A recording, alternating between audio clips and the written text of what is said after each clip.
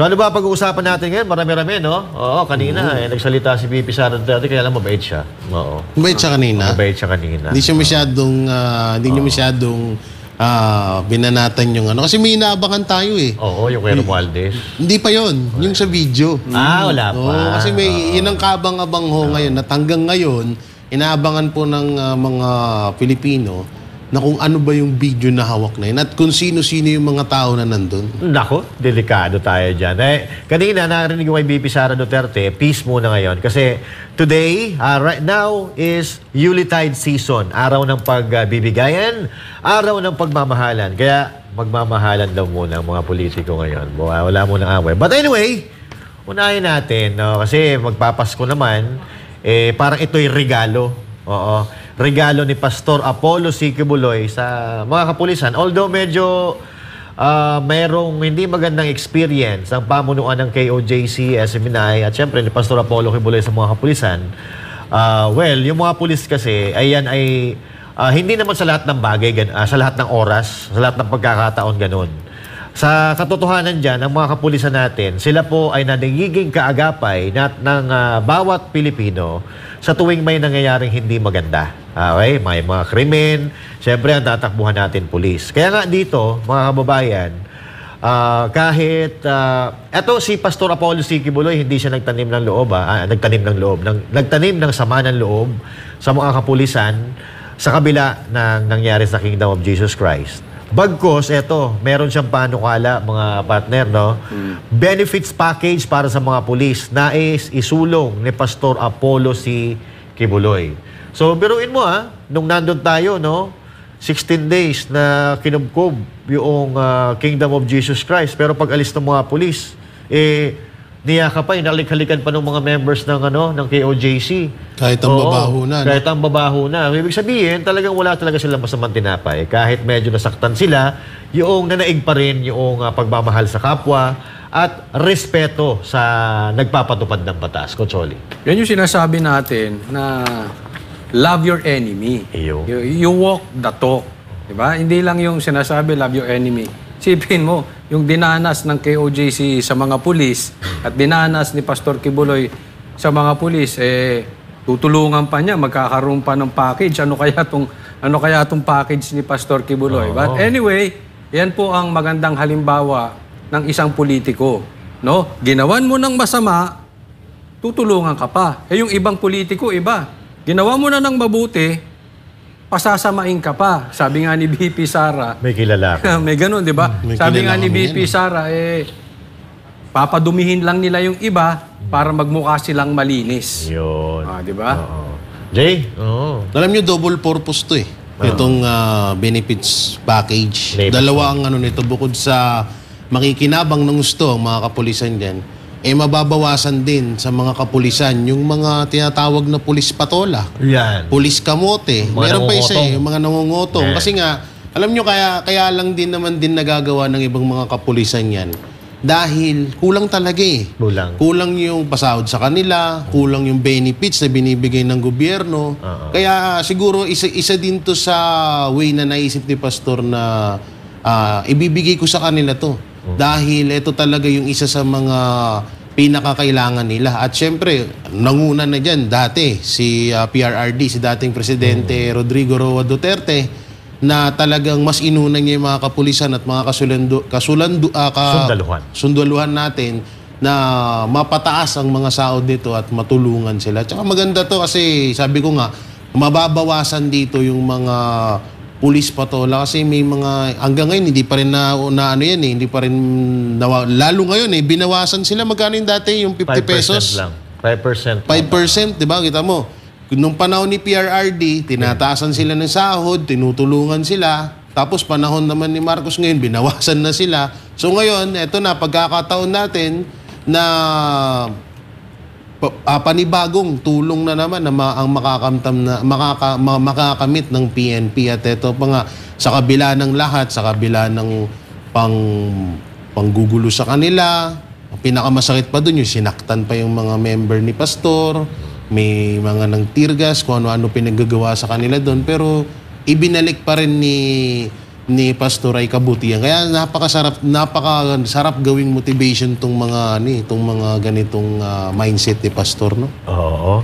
At syempre, no, akala ko kanina kinukulang yung sweldo, Jay, dahil 2 asawa. Oo, hindi kasi may mga ilan din talaga. Yan, kayo mga PNP, minsan din kaya minsan kinakapos din yung sahod nyo kasi may mga kabit. 2 na nga asawa nyo, may kabit pa kayo. Hindi naman lahat. Hindi naman lahat. Marami tayong kuyang mga... syempre. Mga polis. Mga kuyat pala. Shoutout pala dyan sa mga kuyat ate natin, yan sa Eagles. Yan, mababait ang mga kuya natin yan. Kailan ba? Kahapon, di ba? Si VP Sara na nanumpa sa Eagles. Bali atin na kung tawagin natin siya ngayon. Ate Sara. So, congratulations. Welcome po sa Agila, Ate Sara. Yan. Anyway, yun nga, yung mga kapulisan natin, talaga naman kahit anong bali-baliktarin natin, may nakatulong naman talaga yan sa bansa natin. Kaya lang, may mga pagkakataon talaga na minsan naliligaw din ang landas. Pero mas madalas pa rin naman, kadamihan or majority pa rin naman sa kanila is matitino. Okay? At anyway, sa kabila ng mapait na karanasan ng Kingdom of Jesus Christ sa kamay ng mga pulis, nais pa rin matulungan ni Pastor Apollo C. Quiboloy ang mga ito sakaling mahalal sa Senado. Alamin natin ang detalye mula kay Jade Calabroso. Iba't ibang panukalang batas na ang inihahanda ng KOJC leader at senatorial aspirant na si Pastor Apollo C. Quiboloy para sa pambansang pulisya sakaling makaupo sa mataas na kapulungan ng Kongreso. Kahit naroon siya ngayon sa piitan, ang mga problema at isyong kinahaharap ng mga pulis pa rin ang isa sa mga naistugunan ni Pastor Apollo ayon kay Attorney Kay Laurente, tagapagsalita ng butihing pastor. Aniya, 3 panukalang batas na ang nasimulang buuin ni Pastor Apollo. Isa rito ang Police Modernization and Resource Act na layong taasan ang pondo ng PNP upang magkaroon ng mas makabagong kagamitan at teknolohiya habang pinaiigting din ang kanilang mga pagsasanay. Sa ilalim din ng panukalang ito, nais isulong ni Pastor Apollo na magkaroon ng competitive salary structure ang mga pulis upang maiwasan ang katiwalian sa kanilang hanay. Lakip na rin dito ang tinatawag na Enhancement Benefits Package. Ano yung Enhanced Benefit Package? Para po sa health insurance coverage ng lahat po ng mga ating kapulisan, kasali na po yung mga dependents nila, at saka yung housing loan program para sa kanila with preferential rates for PNP personnel. And isa pa po, may scholarship grants din po para sa kapulisan. Kasi yung mga nakausap nga natin ng mga pulis, gusto nilang mag-aral pa, gusto nilang mag-lawyer, gusto pa nila continuing professional education. However, wala nga daw silang enough na budget kasi may pamilya pa sila na kailangan tustusan, no? Dagdag pa dito, isa din sa mga nais ipanukala ni Pastor Apollo ang Local Government Police Authority and Regionalization Act at ang PNP Internal Affairs Enhancement Act.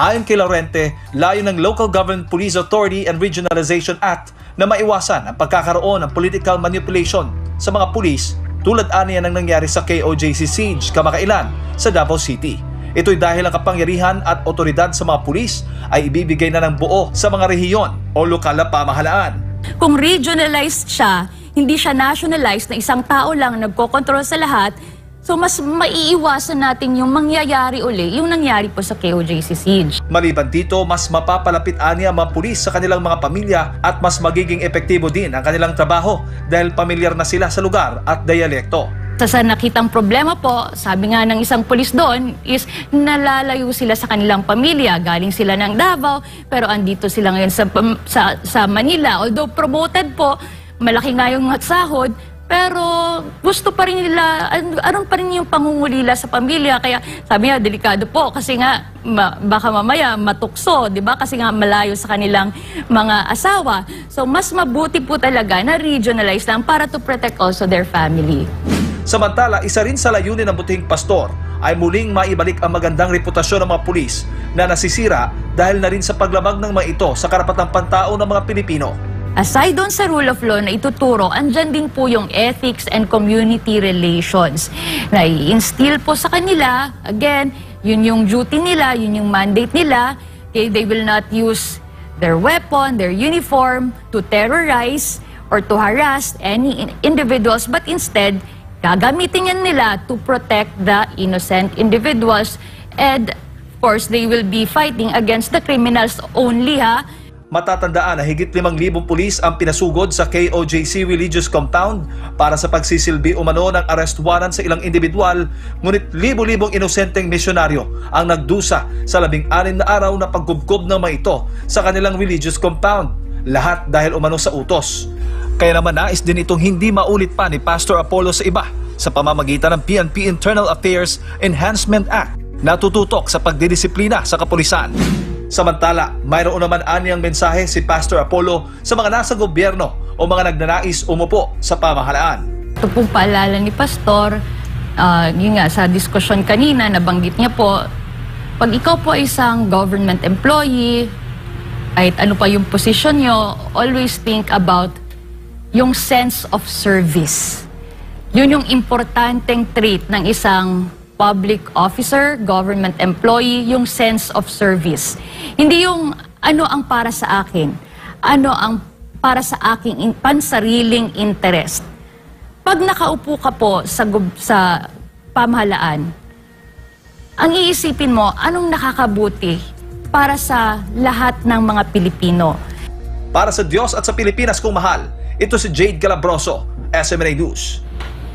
Yun. Alright, so yan na nga, mga kababayan. Napakaganda itong panukala na ito dahil nagustuhan ko yung regionalization, no?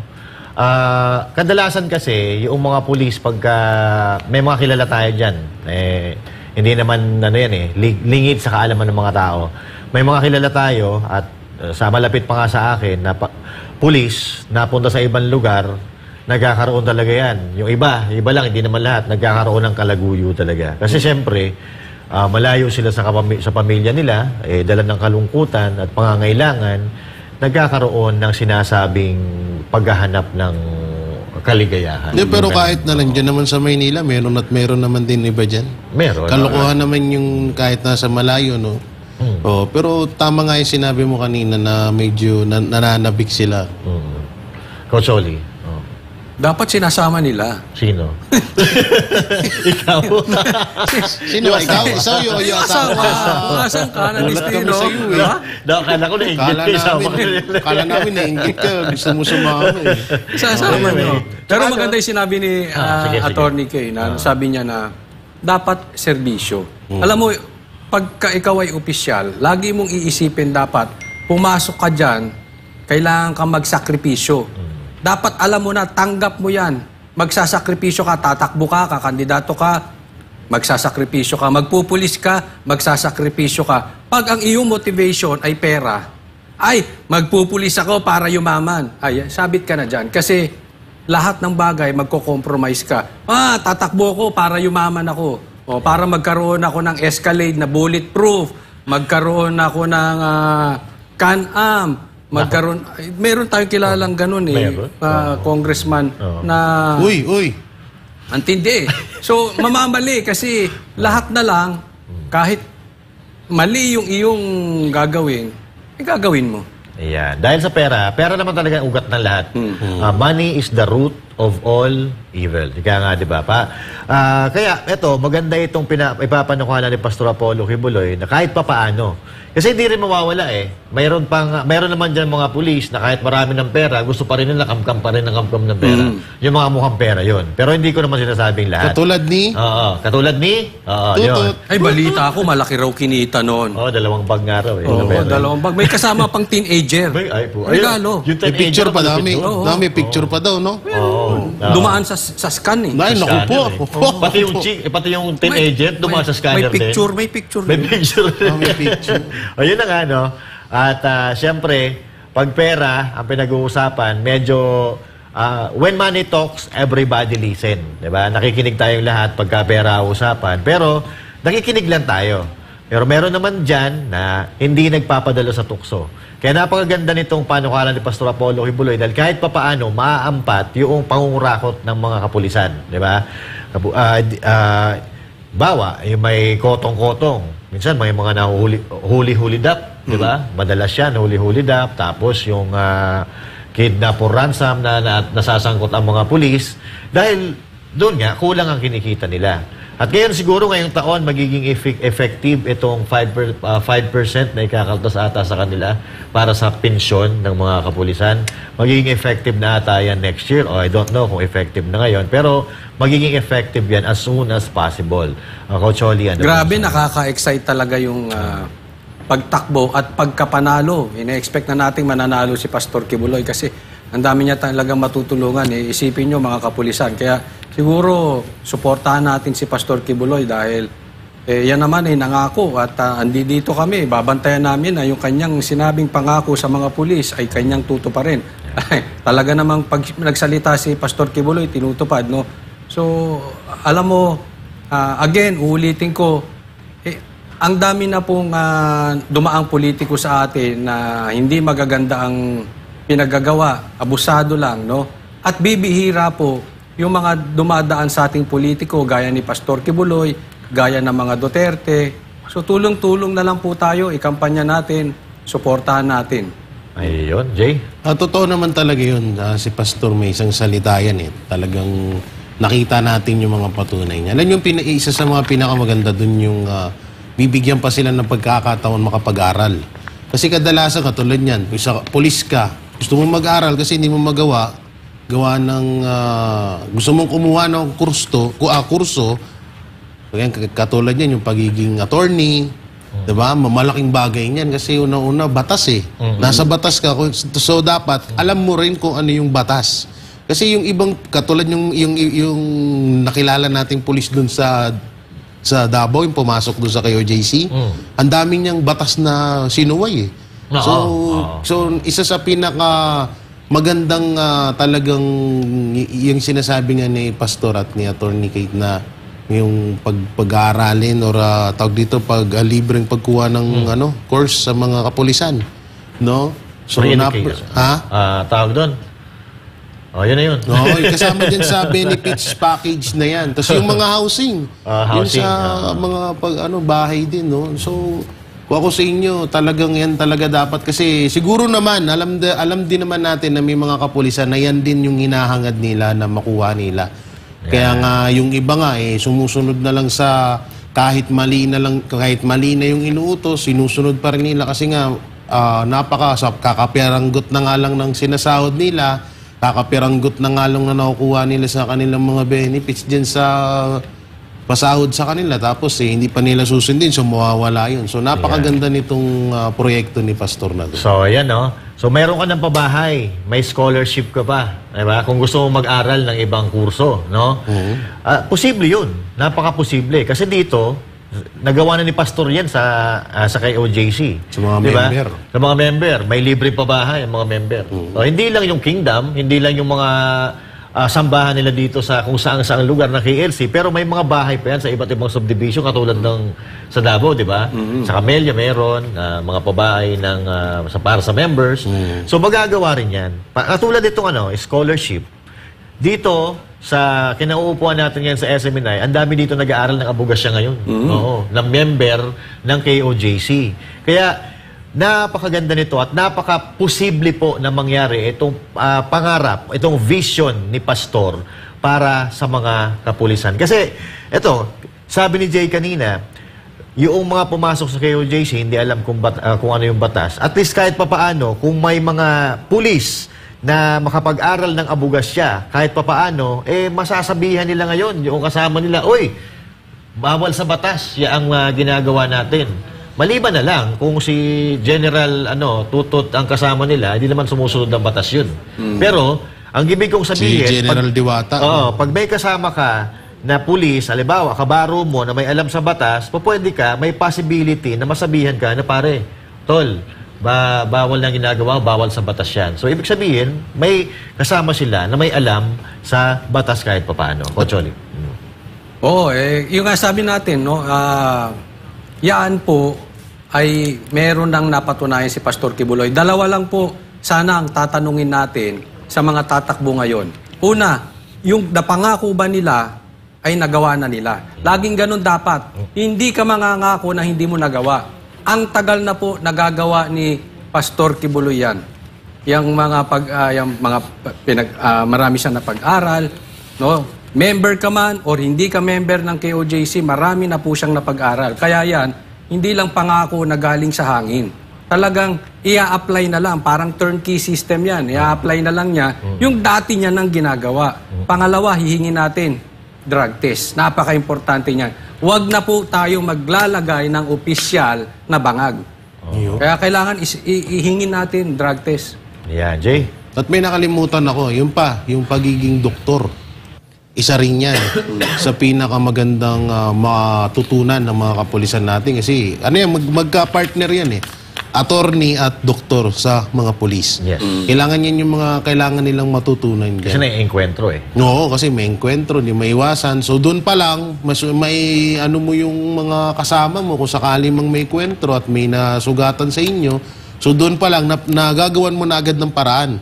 At may alam ka na. Kasi kadalasan ngayon sa mga kapulisan, lalo na yung tumataas yung mga ranggo, hindi naman sa pagiging matapang or pagiging loyal mo sa trabaho, hindi. Kasi yung iba dyan, hindi makapag-aral kasi kapos na sila sa pera. May pamilya sila, may mga anak na pinag-aaral.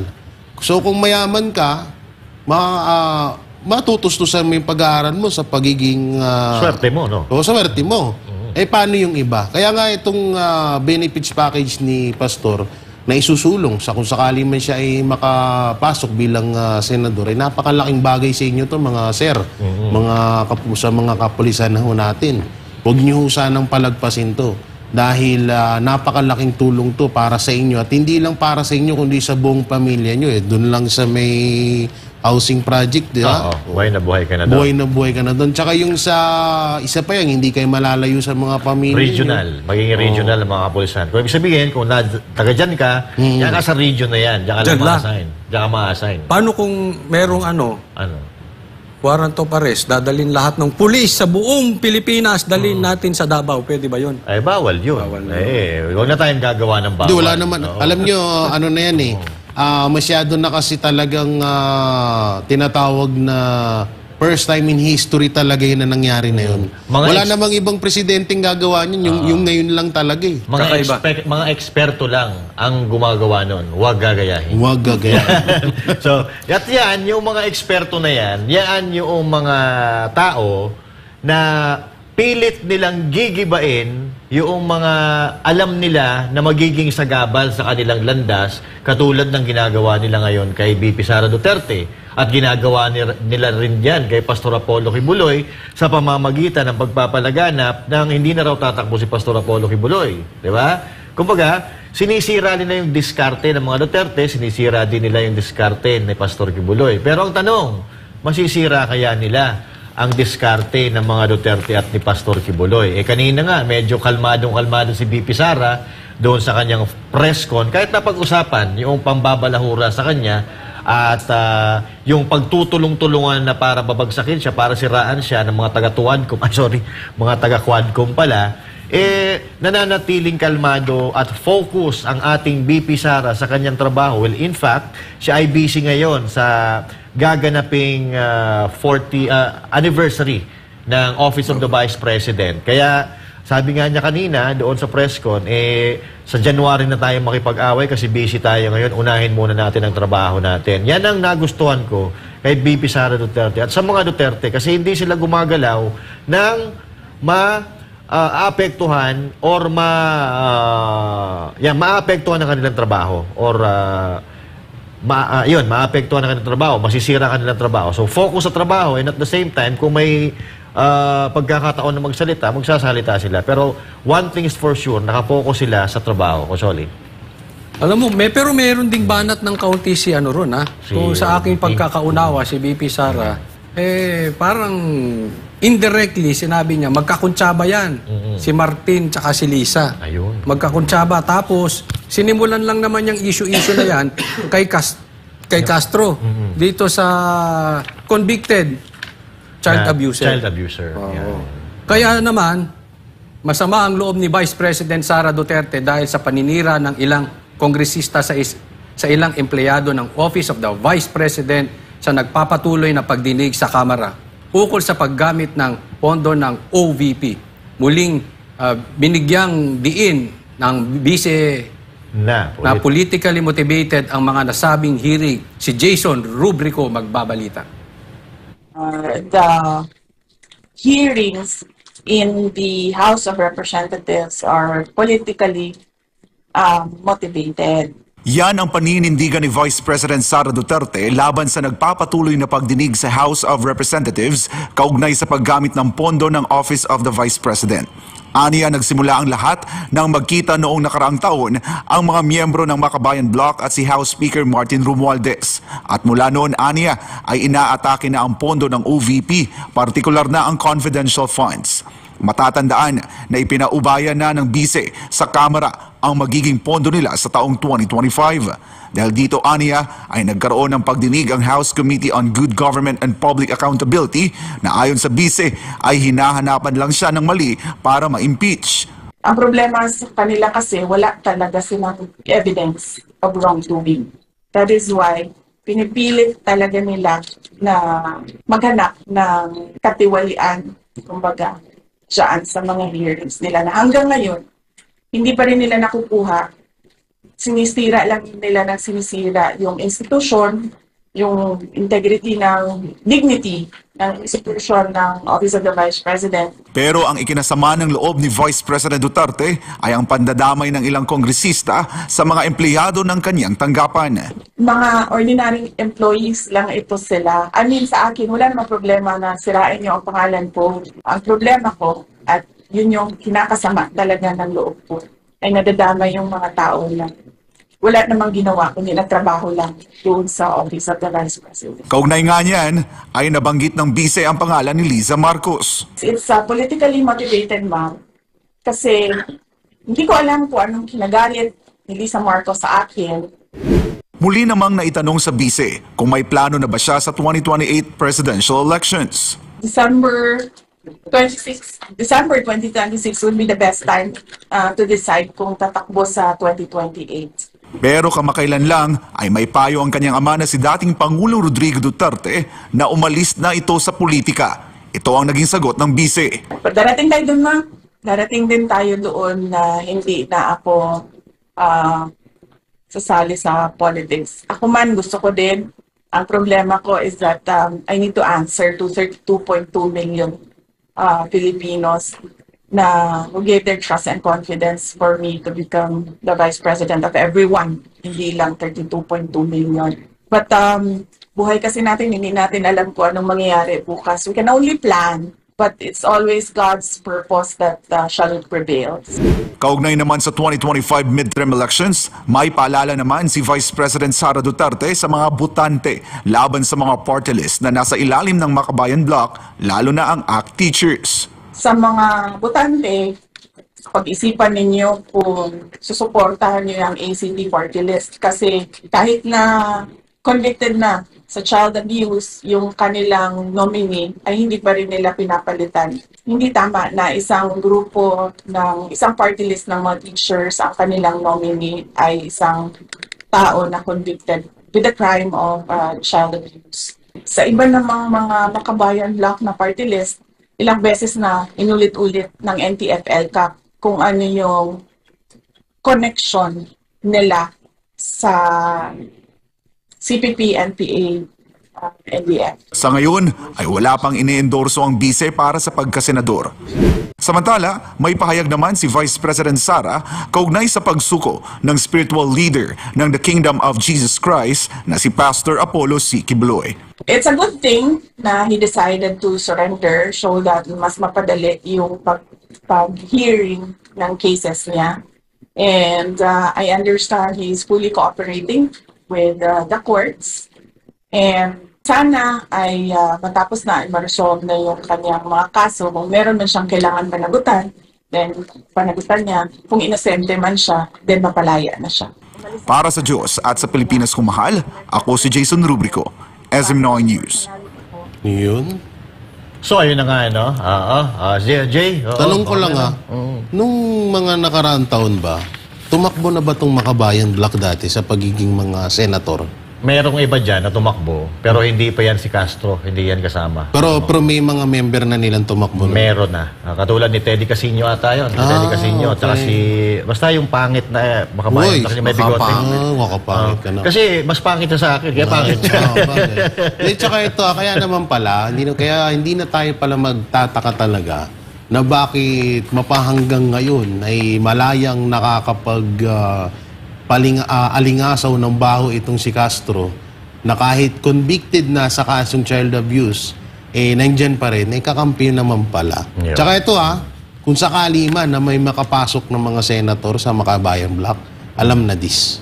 Kawawa Pilipinas. Alam na this. Kasi isipin nyo maigi, malay nyo yan yung offer sa kanila. O ganito, tulungan nyo kami, pabagsakin ng mga Duterte para ipanalo ko kayo. Yeah. Pwedeng mangyari yun. Kung magkakaroon ng dayaan siguro, yan, posibleng mangyari yon. Pero ito, real talk lang. Kung halimbawa, magiging patas ang labanan at walang makikialam sa resulta ng eleksyon, eto si Castro hindi mananalo to. Lahat ng Makabayan Block na yan, walang mananalo dyan sa pagkasenador. At madugtungan ko lang, ang pinakamasakit pa doon, dito naman sa Congress, totoo yung sinabi ni BP Sara Ang masakit sa akin is dinadama yung mga empleyado na walang kamuwang-muwang dito sa sila nagtatrabaho lang, ginagampanan lang nila yung kanilang trabaho, tapos ang gagawin ng ang mga buhaya, papatawag doon sa Congress, doon babalahurain, sisigaw-sigawan, at yung isa pa nga, pinakontempt pa, di ba? Yun yung nakakainis doon na talagang kahit ako sa parte ni BP Sara, may inis ako na, sa akin, okay na nga, sinisiraan nyo na ako Lahat na ng paninira, ginagawa nyo na nga sa akin Tapos pati yung mga empleyado ko na walang kamuwang-muwang, idinadamay nyo. Sana naman magkaroon, kaso wala kasi. Ang hirap pag ang tao, pag natapalan ng pera, wala talagang puso May bago na sila ngayon, mga trabaho. Content creator. Oo nga pala, pinost ni Bayon Content creator. Coach Oli, ano opinion mo Ikaw, doon? Coach. Pero yung mabanggit ko yung nasabi ni Jay na nadadamay, alam mo, style talaga nila yan, nadadamay.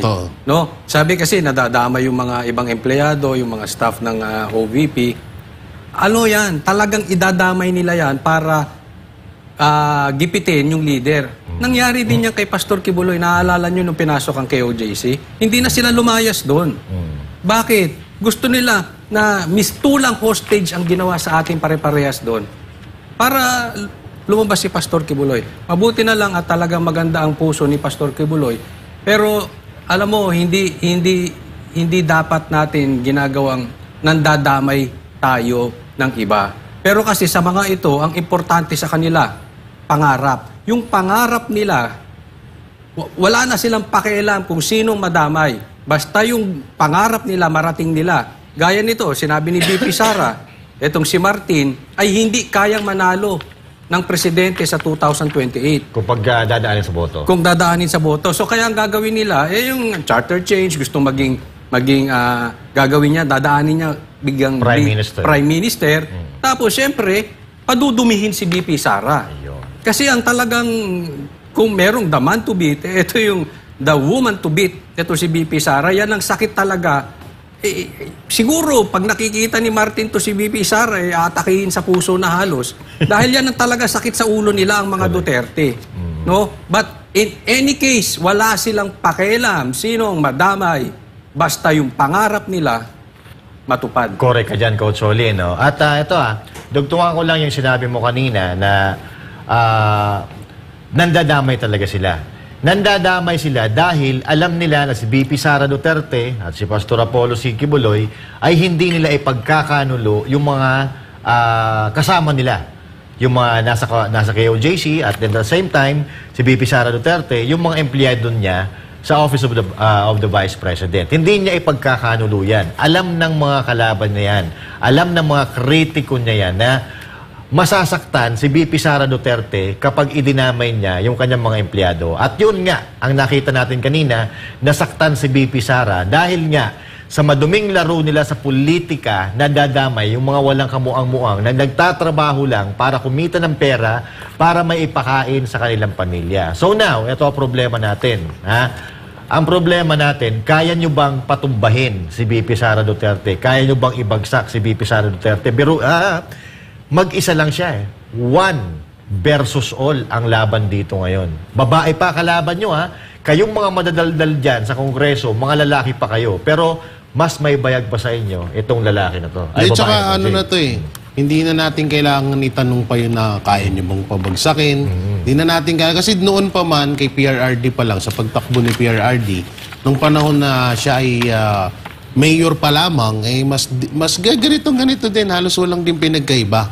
No? Talagang ang baba nga ng tingin nila kay PRRD. No? Kaya hindi talaga nila magagawa yan. Alam nyo, nakikita ko dito, kagaya nung kanina sinabi ko at sinabi ni Kucholi na about dun sa mga empleyado. Sa tingin ko, naghahanap lang tong mga to para may panibagong makuha na naman silang witness eh. Sa tingin ko, kaya nila ginaganyan yung mga empleyado na yan, matatakot at matatakot para kung sakali mang maoperan nila, katulad ni Nanay Sobre. Diba? Si Nanay Sobre, yung binigyan daw ng former DepEd secretary. Ay, hindi, former DepEd Yusek. Yusek. Undersecretary. So, yun, diba? So, gusto nila sigurong makahanap ng isa pang ganon para, kasi doon kasi yung nahanap nila, yung si Manang, eh, medyo mahina yung ebidensyang hawak, na kaya binigyan daw siya ng sobre na may pera, ni BP Sara, pero ang naiwan na lang, ay sobre na lang, tapos yung pera, ginastos niya na. Eh, doon kasi napakababaw huno na ebidensya nung kahit naman sino, kahit si Kucholi, si Master. Anytime, pwede akong abutan ng sobre. So, pwede ko na bang gawing ebidensya yun. Tsaka ito, pansinin nyo, lahat na umiikot na papatungkol na issue sa mga Duterte, wala silang maipakitang ebidensya. Puro lang bunganga yung kanilang ebidensya. Wala silang maipakitang ebidensya na magpapatotoo na ginawa talaga to ng mga Duterte or nagawa to ng mga Duterte. Hindi, Jay. Gumagawa sila ng ebidensya. Narinig mo ba yung ni Cancun? Tsaka yung police, yung colonel? Si Wilkins. Hindi. Si Cancun. Si Cancun, yung Cancun, congressman ng Pampanga. Ang sabi niya, sinasabo niya tawag dito, yung general. Si Wilkins nga. Si Wilkins. Si Villanueva. Buena. Basta yun, si general. Sinasabo niya, ang sabi niya doon, hindi ka kasi gumawa ng ebidensya. Kung ikaw, natupag mo lang yung paggawa ng ebidensya, di sana mapapalutang mo ang pangalan ni Michael Yang. So, ibig sabihin, nahuli sila sa bibig. Alam niyo, tawang-tawa nga ako doon. Ginagawa na pala ang ebidensya ngayon. Hindi na pala yan kinakalap, hindi na pala yan iniimbestigahan, kundi ginagawa. Kucholi. Tama naman yung sinabi mo. Pabaliktad nga sila eh. Kahit naman si BP Sara sinabi na hinahanapan lang siya ng butas. Yan talaga, that is very obvious. Alam mo, panatikong loyalista ka na lang na ikaw ay in denial ng katotohanan kung iniisip mo na hindi politically motivated. Ako ay naniniwala sa sinabi ni BP Sara, saktong-sakto, politically motivated lang lahat ng ginagawa na ito, Jay. Tsaka ito lang talaga, dito natin talaga mapapatunayan yung sinasabi nga. Marami nagsabi niyan eh. Ilang mga congressman nagsabi na mahilig daw mag-divert si BP Sara ng mga issue para daw hindi mapansin yung issue niya. Pero pansinin nyo maigi ngayon. Wala na silang ibang pinag-usapan kundi kay BP Sara, kay PRRD. So, kung mapapansin nyo sa dinami-daming problema ng Pilipinas, dun lang sila umiikot sa isang issue na yun.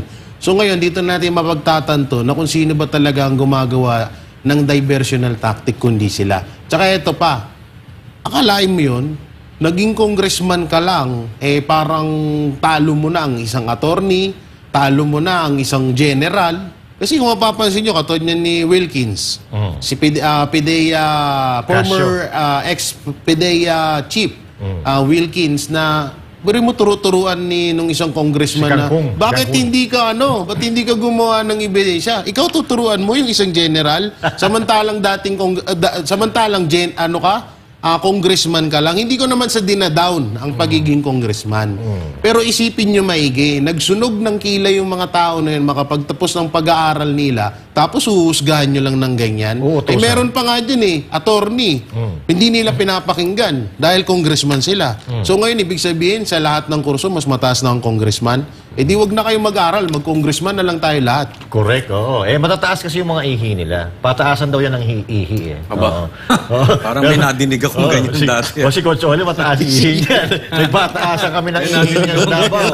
Oo. Parang familiar sa akin yun.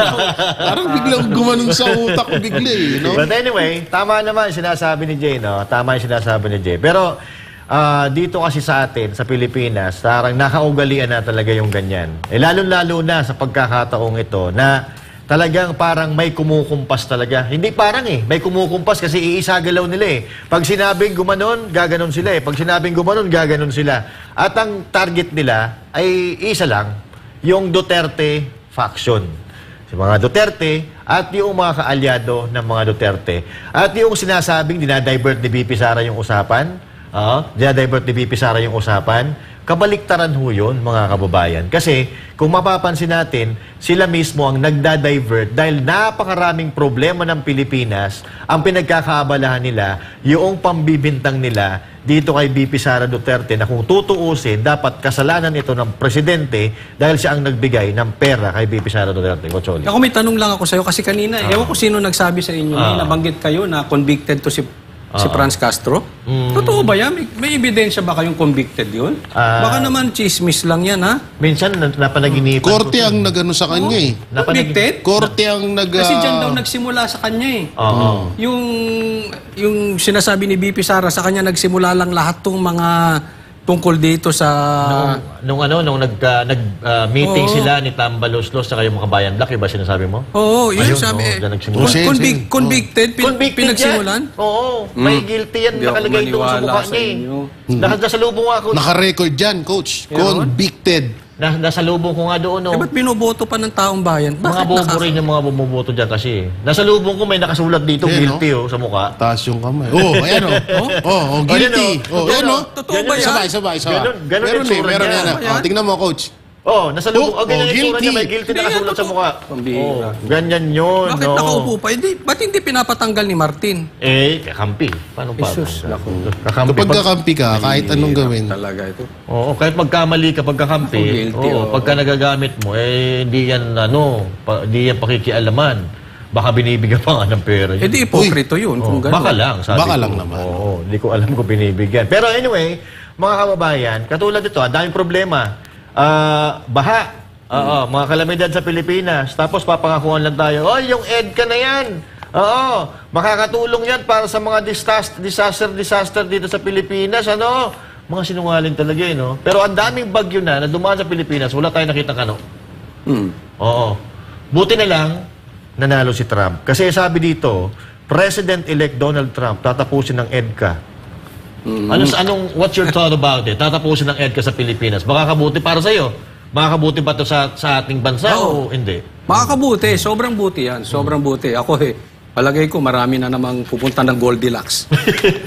Tatapusin ng alin? Kakain. Magpupulburon. Oo. Magpupulburon para para mamanhid. Oo, kasi patanggalin tong EDCA. Alam mo naman, kakampi nila yan.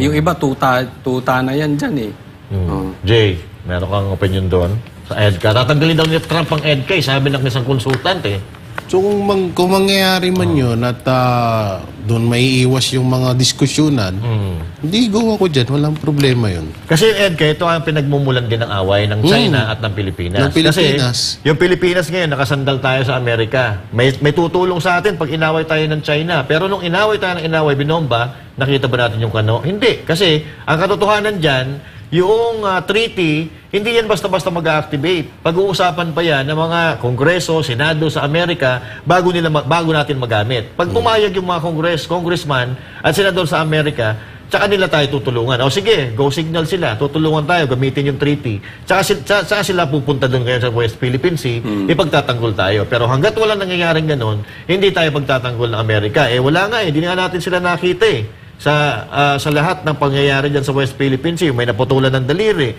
binomba tayo ng binomba. Anong ginawa ng Amerika? Wala. So, ginagamit natin ang Amerika para palakasin ang loob ng mga Pilipino na naniniwala sa kanila. Pero sa katotohanan dyan, mga kababayan, walang tulong na maidudulot ang Amerika sa atin. Mas marami pang naitutulong ang China sa atin eh. At speaking of Pagdating sa kalamidad, tulong, eh. kung matatandaan nyo, yung mga kanununuan nila Franz Castro, dating suportado ng China yan. Natatandaan nyo si Joma? Joma Sison. Joma Sison. So, noong mga panahon na yon, ang nagbibigay ng mga baril sa mga NPA, walang iba kundi ang China. Noong panahon na yun, Tapos ngayon, inaaway naman ng gobyerno ang China. Pero kakampi ng mga kakampi nila ang China. Hanggang ngayon, meron pa rin yan. Tapos, kadalasan na nasasabi na ang China daw, kakampi daw ng Duterte. Hindi. Merong talagang naging matalino lang si PRRD.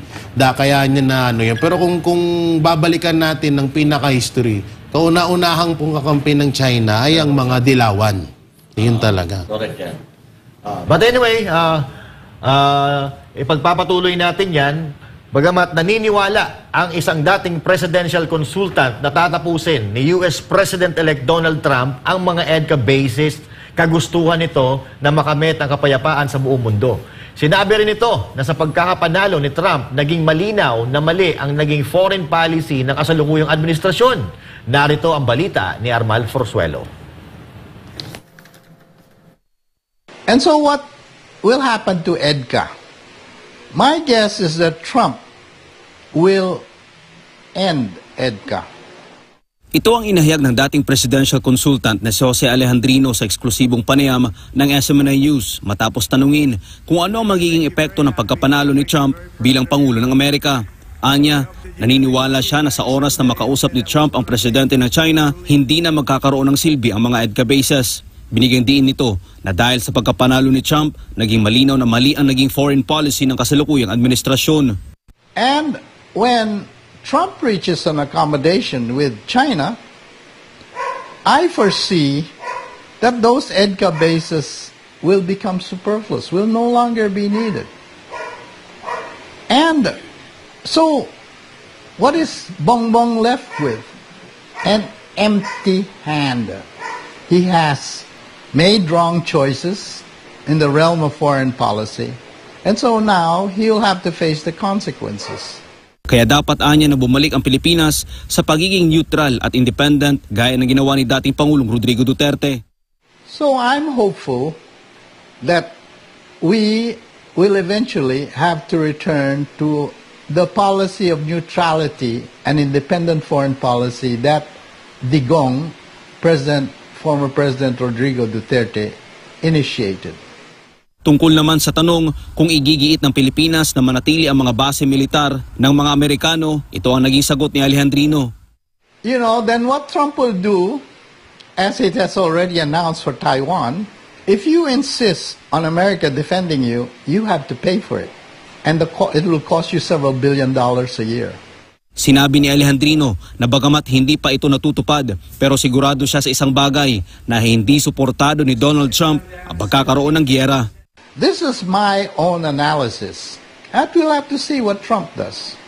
But what I do know is that Trump is determined to close down the U.S. bases abroad, bring the troops home, reach a peaceful accommodation with Russia and China for global peace, to attain global peace. He wants to end all wars. He said, I'm not going to start any war and I'm not going to support any war.